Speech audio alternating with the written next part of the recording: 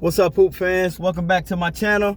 Coach Rush here, head men's basketball coach of the Andrews University Cardinals in Barron Springs, Michigan. And today I'm bringing you the first episode of Riding with Rush. All right.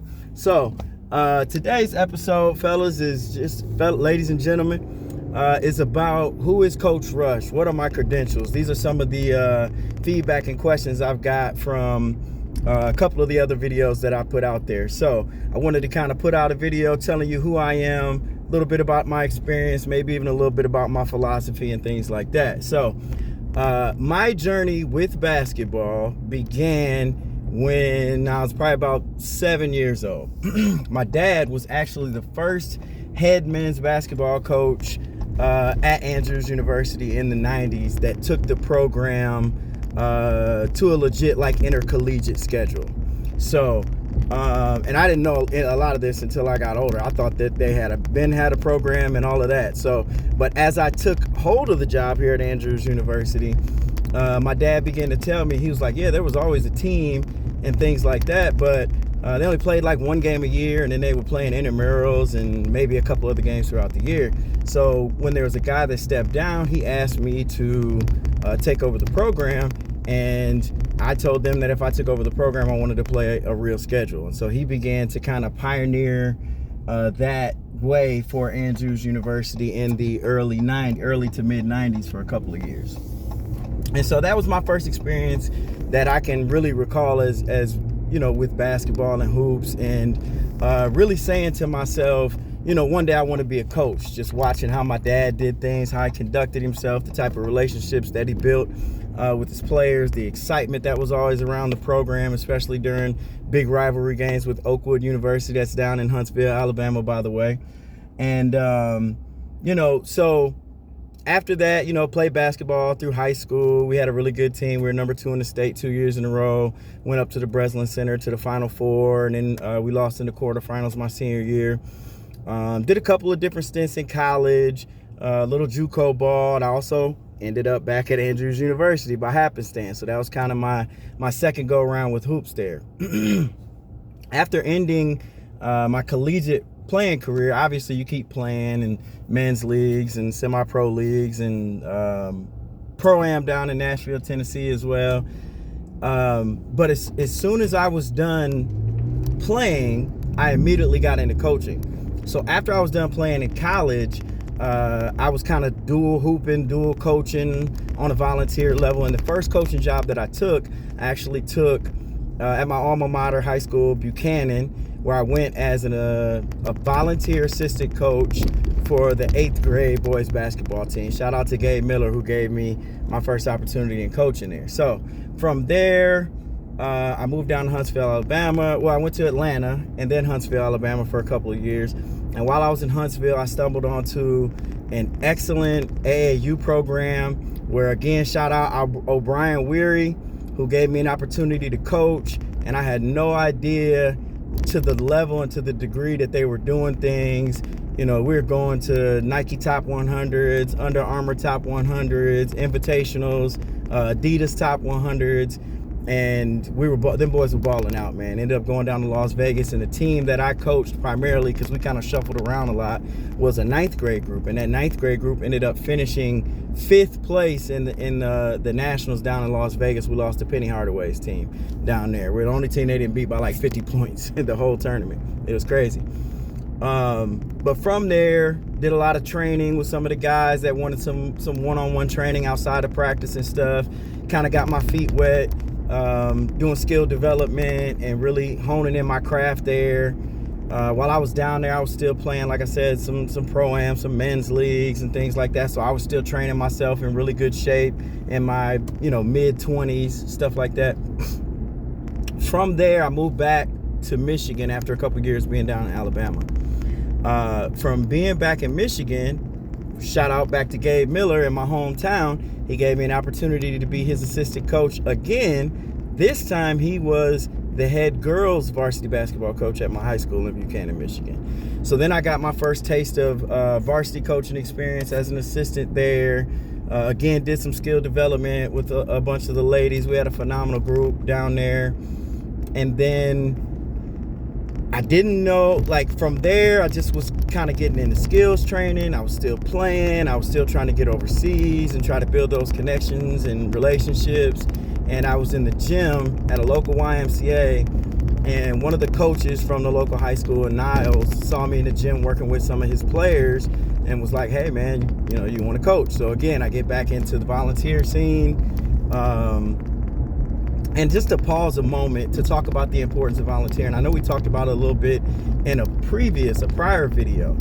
However, the importance of volunteering is that, like, it's like an internship. That's the thing about it.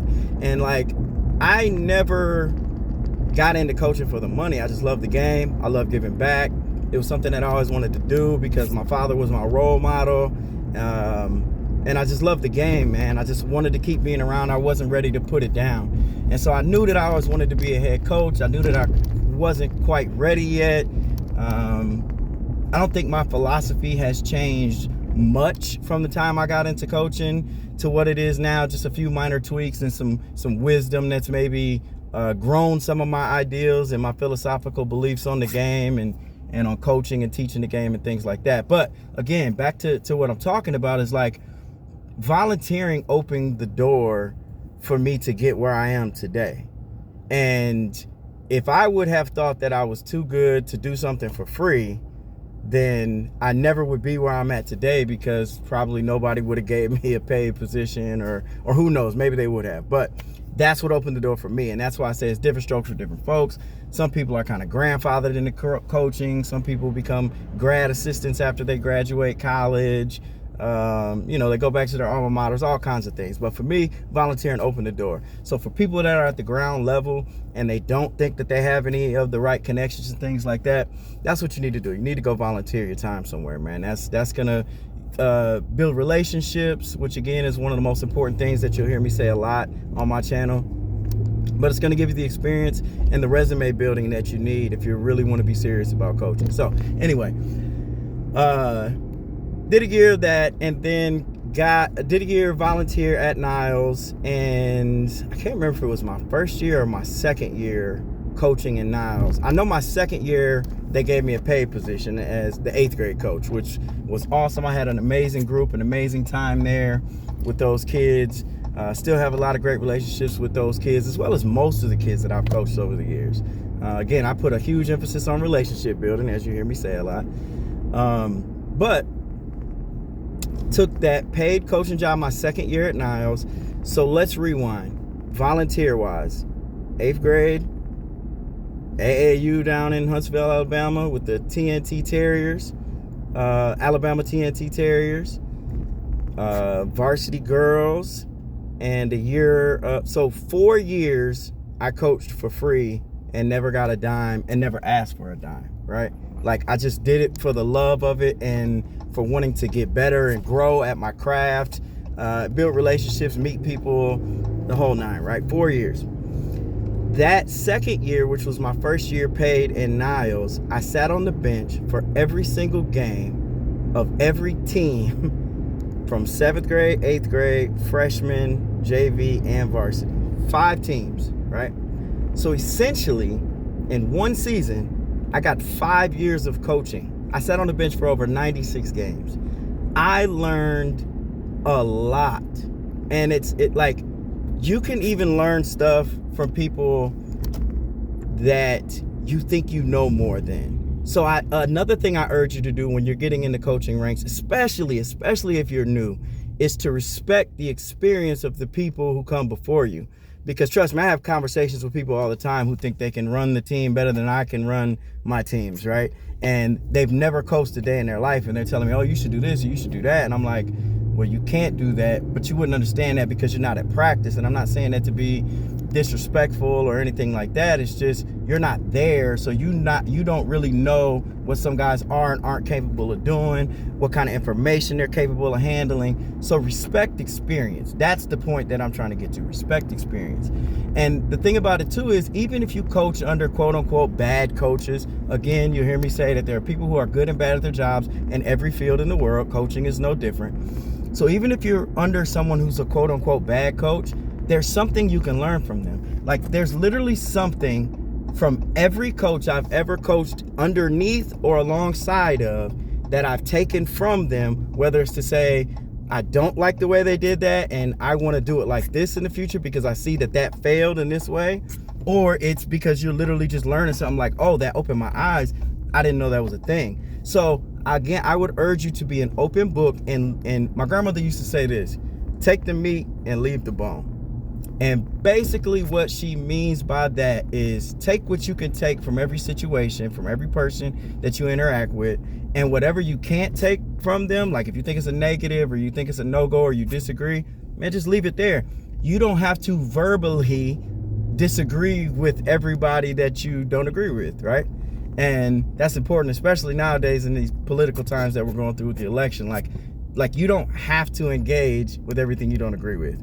Take the meat, leave the bone. So do that in your coaching experience. If you think that there's something you agree with from another coach that you're under, take it from them and look for gems that you can find. Because even from those quote unquote bad coaches, I guarantee there's something you can take from them, right? So take everything you can take. Take the meat and leave the bone. 5 years and 1 year. That's where we left off.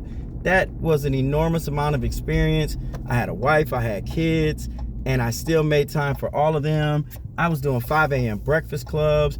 I was picking kids up at 4:30 in the morning, making my rounds, getting to the school weight room. We're doing weight sessions 3 days a week. We're doing skill sessions in the morning 2 days a week. And then a lot of these same kids will want skill work after practices, right? And so I put in so much time and dedication. And that's where at one of my other videos, I said, outwork everyone. That's what I mean. Like, if you want to do this thing wholeheartedly, and this is something that you say you want to get in a career in, like, there's nothing that's too low for you to do. Like, if you want it, go get it, right? And so after that year, I got a JV position at another local school. And then I got my first varsity coaching job at a small school in Eau Claire, right? And so at this point in the story, I want to pause before I get into Eau Claire and everything that was such a beautiful experience for me. Like, you hear me say, oh, I coach here, I coach here, I coach there. Even to this day, like, I still get people that come up to me and be like, well, where are you coaching now? And it's kind of a joke to them. And it's, you know, you kind of move around a lot. And the thing is, what I kind of tell people when I have a serious conversation with them is that if you see someone who's jumping around and they're at a varsity level, at a JV level, at a college level, and at a middle school level, and at a somewhere else level, then that means that they're probably doing something wrong, right? And they're getting fired or let go, or like, that's why they're looking for other jobs. But when you see me jumping from job to job, every job is a step up, right? Like, I wasn't looking to leave and go somewhere else, but opportunity came to me and it was an advancement. So if you're working on a job and you're a finance manager at a bank and another bank comes to you and says, hey, I'm gonna double your salary and give you more authority, like, why would you not take it, right? Now, you can say that if you bounced around different banks as a finance manager and you made an increase in your income at each one of those jobs and it was a step up the ladder to closer to the CEO position, you wouldn't necessarily say that person is job hopping. You'd say that person is advancing.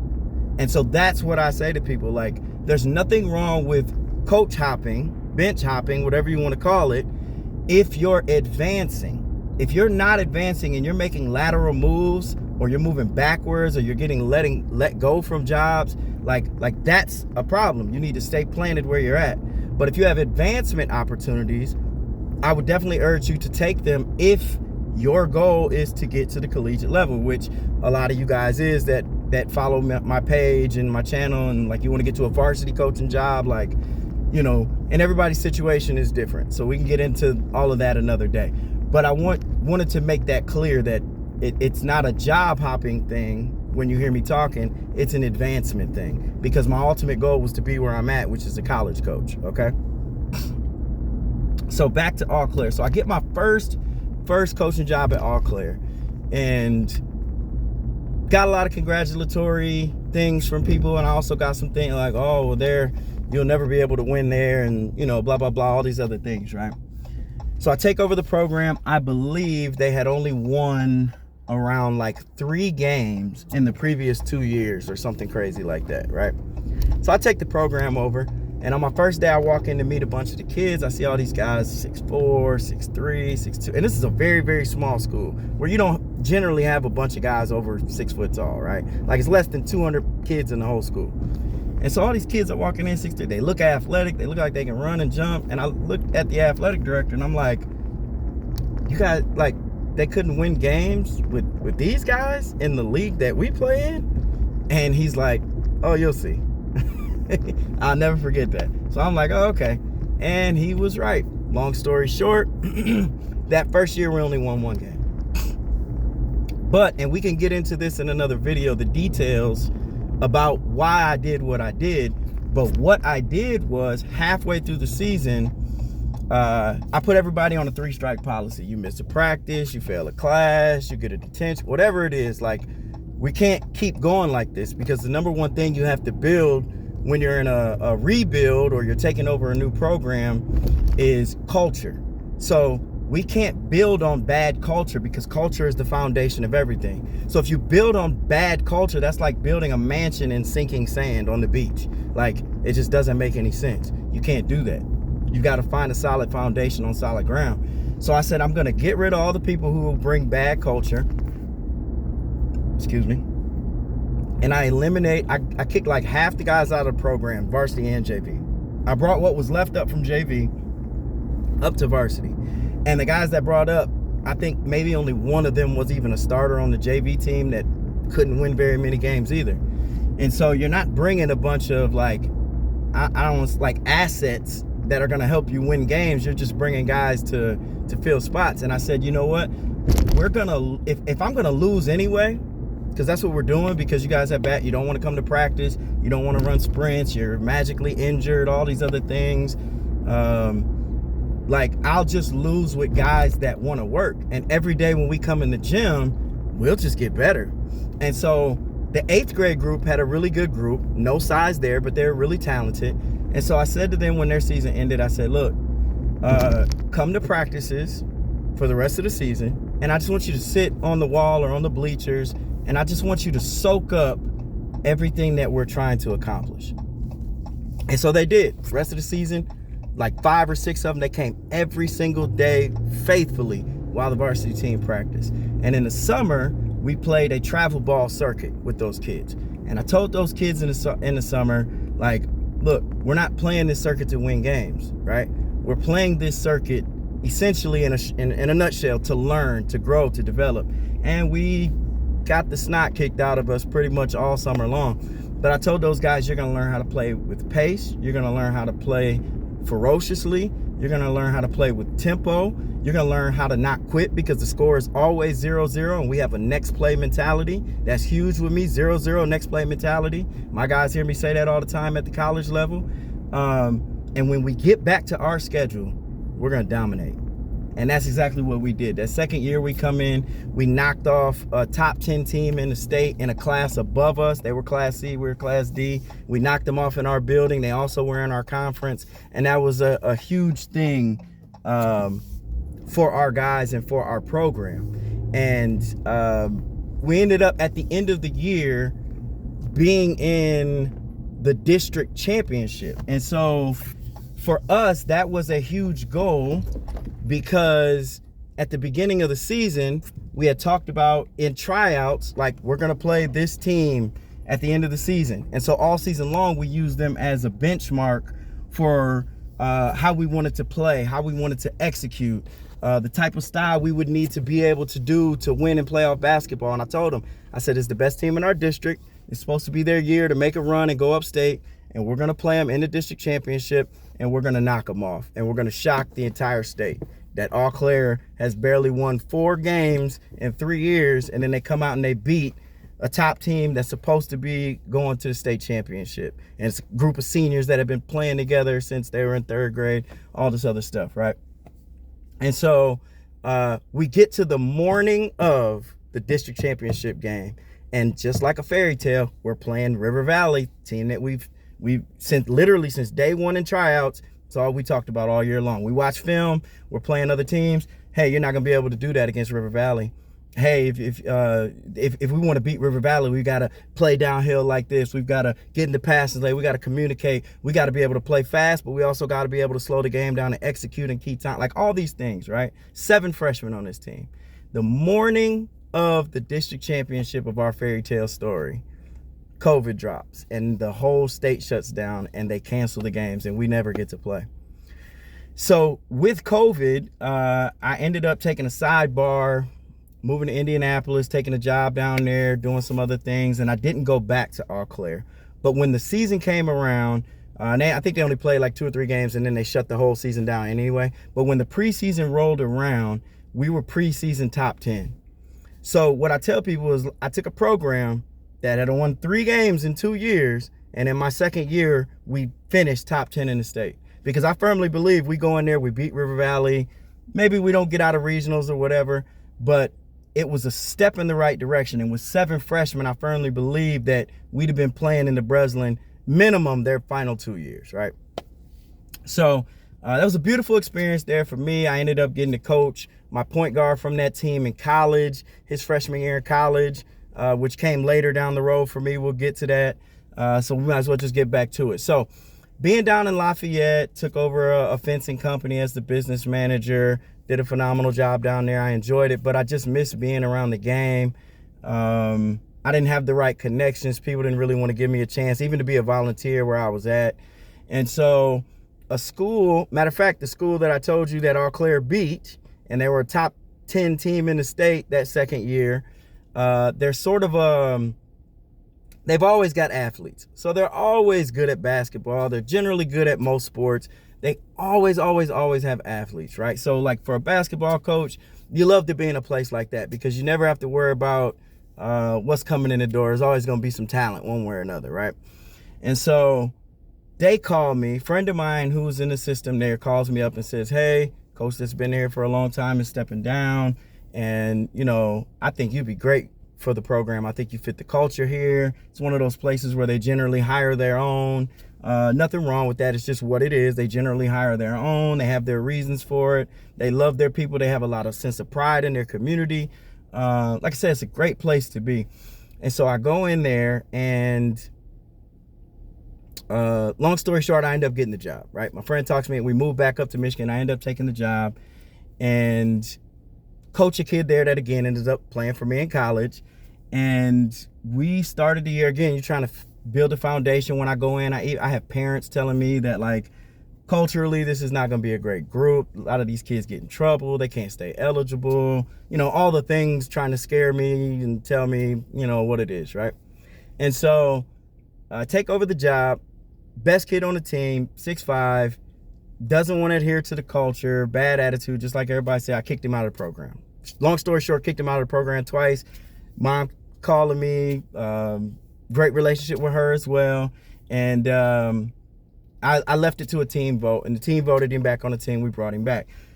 So we bring him back. All this happens before the season even starts. Bring him back. I told him, well, you're not going to start until you prove that you're a part of the team, and the team is not, it's not you and the boys, it's the team, right? Like, you're not the lead singer, you're a part of the group. So for the first 5 games, he didn't start. We start the season 1-4. You're talking about a team who's won like 10, 11 straight conference titles. And then this new guy comes in from out of town and start the season 1-4, and the best player is not playing. First game, didn't play him the whole first half. Second game, didn't play him the whole first quarter. Like the next 2 games, I think I didn't play him the whole first quarter. And then we had a film session. And I don't know what clicked. Something changed for him. And he comes in, and his attitude, it's like he did a complete 180. And he buys in. We put him in the starting lineup. And I've been telling him from the jump, look, if you buy into the culture that we're trying to build, everybody's going to follow suit. That's just the way that it works. You're a dog pack. You're a wolf pack, right? And everybody follows the alpha. And because you're the most skilled, you just fall into that category. So when you buy in and you do what you need to do, everybody's going to fall in line. It's going to be straight. We end up winning. So no, we weren't 1-4. We were 1-3 because we ended up winning 16 games straight by like an average of 27, 28 points per game. It was crazy, right? We have a phenomenal season into the season. And during that season, I get a email from the head coach / athletic director of Southwestern Michigan College. And he just wants to build a relationship, and he wants to, recruit players and things like that. So again, long story short with that, I ended up being like the first person and only person to respond to him. He had told me he sent out like 40 emails or something like that. I ended up putting a showcase on, like 70 kids show up to the showcase. He offers like 9 or 10 of the kids from the showcase. Only a handful of them actually signed, but he offered like 9 or 10 kids from the showcase of like 70 something kids. End up building a great relationship with him. And at the season's end, we have a conversation. He says that he's still looking for assistant coach. I applied. The rest is history. I ended up coaching under him for 2 years, where I got to coach the kid from Cass, the 6'5" kid that didn't want to buy into the culture. I ended up getting to coach my point guard from Eau Claire as well there, right? So I do that for 2 years. And then again, Andrews is my alma mater, so I always keep up with them, follow up with them. And I had a friend who was on the coaching staff there. And so I called him up during their really big holiday tournament, like a New Year tournament. They call it Newmeyer.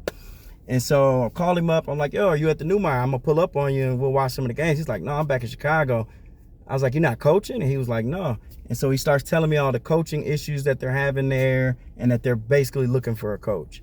And so, long story short, I end up applying, doing everything that I got to do, and it lands me at Andrews University. And everything just comes full circle for me because, again, it's like third time's the charm.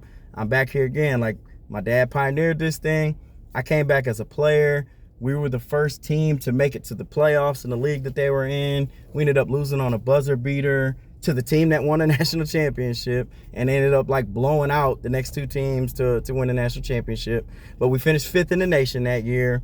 We were able to hang up a banner, be proud of what we accomplished, and pioneer again. So my father was a pioneer in coaching. I was a part of a phenomenal group that was a pioneer that led to a recruiting class that ended up winning 3 national championships. Had I played all 4 years at Andrews, I would have been a part of 2 of those, my junior and senior year. But I didn't. But I was still a part of that pioneering process, and it was just an overall phenomenal experience for me that I was extremely grateful for. So coming back as a coach, like I said, everything just has come completely full circle for me, and stepping into another rebuild where in 5 seasons they haven't won over 10 games, and last year they were 2-22. And this year, we still have 5 or 6 games to go. And at this point in the season, we're 10-10. And we just knocked off the number 10 team in the nation last week in our league. And so I said all that to say,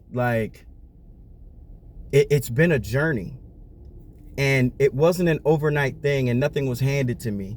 And I had to work and claw and scratch for everything that I have, whether you think that it's great or whether you think that it's small. It was a goal of mine, and I accomplished it, and I was successful in that. And so, when you ask me what's my credentials, what's my experience, in a nutshell, 15 years of coaching experience at every single level. I've coached my kids in youth leagues. I've coached them in AAU. I've ran my own AAU programs. That's something that I didn't mention, that when I came back to Michigan, I started my own AAU thing for my nephew, and it just kind of grew and had a mind of its own. And I did that every year up until last year. So I think that was 4 or 5 summers that I did AAU ball. Not to mention, as a varsity coach, I always took my teams and did travel leagues with them as well. And so, yeah, for 5-6 years, I did the AAU, the travel scene, you name it. I've been a part of every single level. And that's what qualifies me. And I've had success at every single level too. Right? And success is not always winning, because I just told you we were 1 in whatever, but we were successful in what we set out to accomplish, which was to build the culture. And then the next year is when the success came. But we don't have that success if we don't successfully put the culture in place the year before. So again, success is relative, right? And it looks like whatever, this year for us, it's successful for going 2-22, getting a job late in the summer, not really being able to recruit, being able to bring in a kid that played for me at Niles, and then he played for me at SMC. He's all-time leading scorer, SMC history. He came over. He just crossed the 1,000-point mark in his career in the game. We beat the top 10 team in the nation. It has been a phenomenal ride up to this point. And I truly feel like my journey is really just getting started. And so this is one of the reasons that I started this YouTube channel is I've always just had a heart to reach back, to give back, to pour into, to mentor. So who is this channel for? This channel is not for you if you think that you don't need help, right? Then why are you watching this video right now? This channel is for people who are trying to get to whatever level that they see is success for them, whether that's middle school coach, JV coach, varsity coach, college coach, whatever. Like, that's who my channel is for. It's for the people who are genuinely curious, for people who genuinely have a heart for kids and for what we do as coaches that goes beyond X's and O's and goes beyond the hardwood. This message is for the people who say that coaching is bigger than basketball. This channel, it's for the people who just love the game and who love people, right? So again, Riding with Rush, I appreciate you guys' time. Hey, I'll catch you in the next one. Have a great day, y'all. Oh yeah, like, subscribe, follow, comment in below, and let me know what you think. All right, and also what other content you want to see. All right.